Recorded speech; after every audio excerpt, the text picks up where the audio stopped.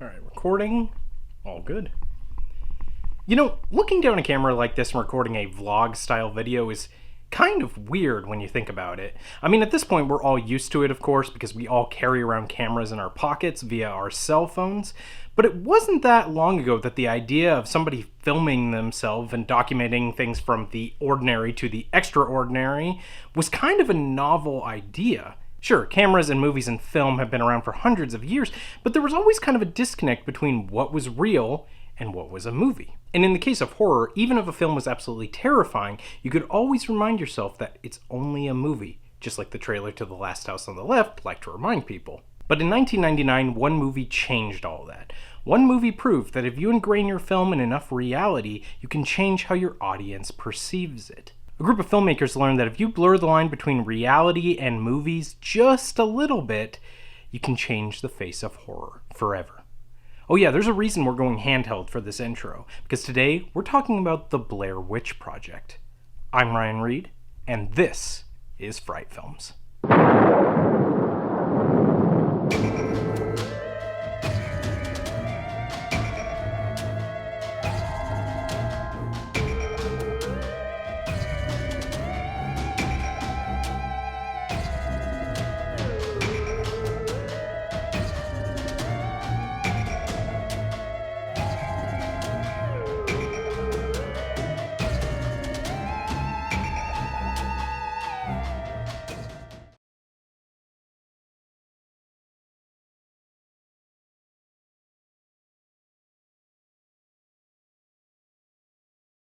The Blair Witch Project is a 1999 film directed by Daniel Myrick and Eduardo Sanchez. It stars Heather Donahue, Michael C. Williams, and Joshua Leonard as our three main characters, and it's important to point them out right now because it's their fantastic performances that ground this movie so much. In case you've never seen The Blair Witch Project, the film is presented as footage that was found of three film students who went missing in 1994.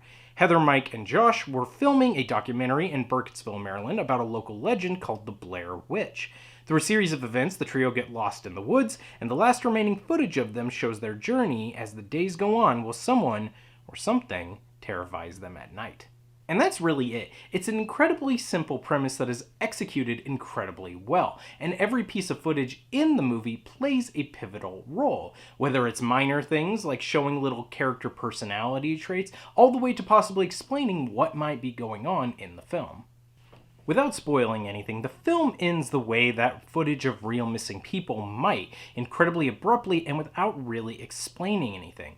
And it was this realism, this grounded nature of the movie that both enthralled audiences and infuriated them back in 1999. In fact, The Blair Witch Project became one of the most profitable movies of all time when comparing box office to budget.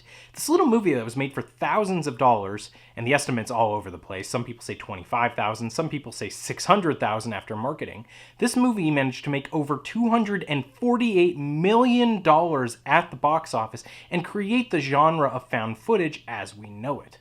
Now, before anybody says anything, yes, there were films that came out before the Blair Witch Project that could be classified as found footage. Films like Cannibal Holocaust, which was actually brought to trial, and the filmmakers were tried to see whether the movie was real or not, all the way to a film called The Last Broadcast, which came out shortly before the Blair Witch. However, what people think of as found footage, the genre as it's known today, can really be traced back to the Blair Witch Project and its success.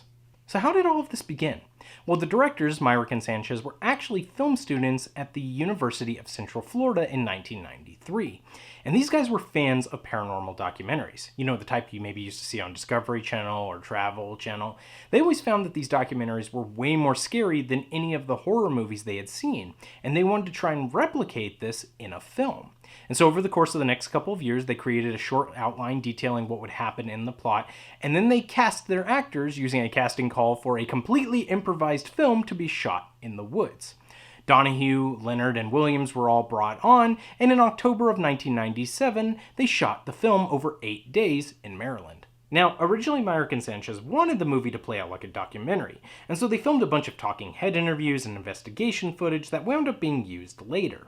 However, after 20 hours of footage was cut down to a 2.5-hour film, thanks to small screenings at festivals, the filmmakers found out that the most compelling aspect of the movie was all of the footage of the trio lost in the woods. And so the 81-minute cut we all know today was made, screamed to acclaim at Sundance, and bought by Artisan Entertainment for distribution. And if you weren't around at the time that the Blair Witch Project actually came out, it's really hard to describe how much of a phenomenon this movie was. People tended to think it was either one of the greatest horror movies ever made, I fall into this category, or people thought it was one of the biggest wastes of time ever made. And I think a lot of this had to do with the expectations people put on the movie. Everything about the film was so vague before it came out. The trailer didn't tell you much except how scary it was. It was also presented as real footage. Sort of.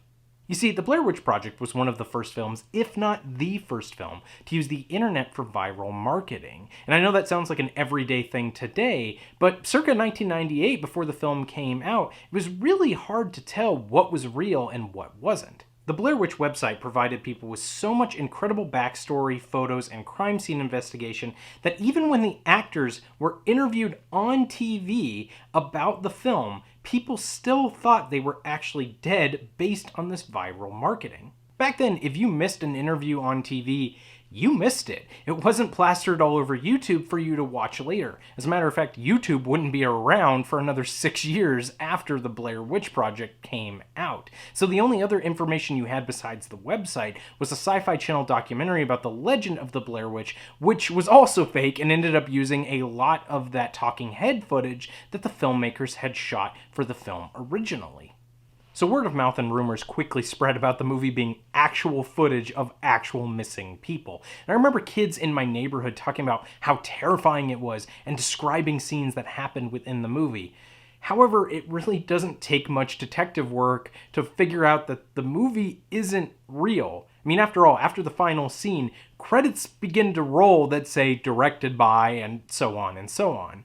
But even still, because of filmmakers thinking outside the box, amazingly real improvised performances, and an incredible viral marketing campaign that hadn't been done before, the Blair Witch Project became the perfect storm to create what we think of as the found footage genre. And even to this day, I don't think any film has done it quite as effectively.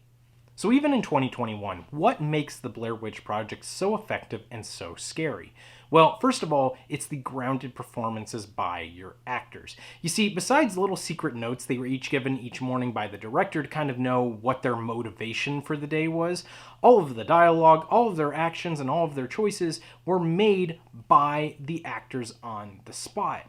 And so because of this, it gave this film just this naturalistic quality that very few films have ever accomplished. And it's really a shame that their performances were kind of overshadowed by the lore.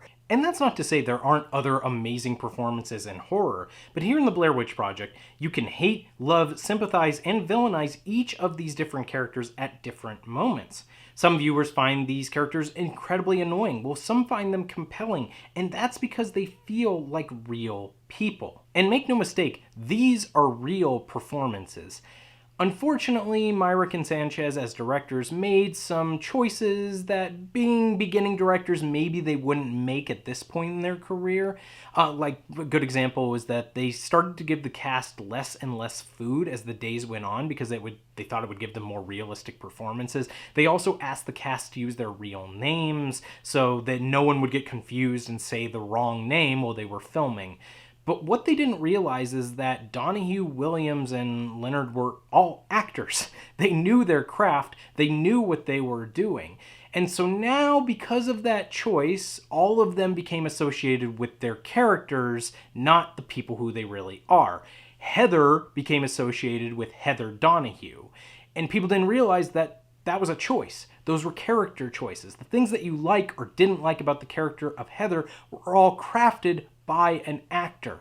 Because of the film's realistic nature, people kind of forget that this was 8 days of intense acting by dedicated performers, not reflections of who they are as people. And so because of this, if you look at it from the real viewpoint, from that, you see how great these performances are and the emotional vulnerability that they all have. The other thing that makes this film so effective is the simplicity of it. There are no jump scares, there's no CGI monster, and there's no exposition dump in the third act telling you what's going on. Instead, what you have are subtle stories placed into your brain that creep into your mind as the movie goes on. You've got well-placed rocks and sticks, and you got off-camera noises.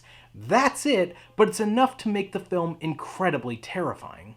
Now, there's still going to be people out there who watch the movie and go, nothing happens, it's boring and dumb. But I would counteract those people by saying that nothing happening is exactly the point.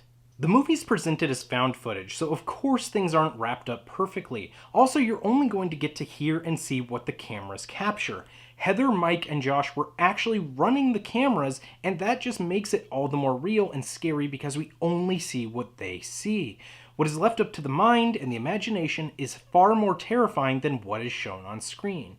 The film is scary not because it's real, but because it feels real. It feels like footage you would see of people lost in the woods, scared for their lives, terrified of something they don't understand. And that is the problem that most found footage movies that came after the Blair Witch Project have had.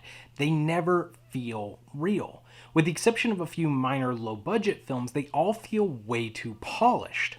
They always feel like people are trying to recreate how shaky cam feels rather than just giving your actors a camera.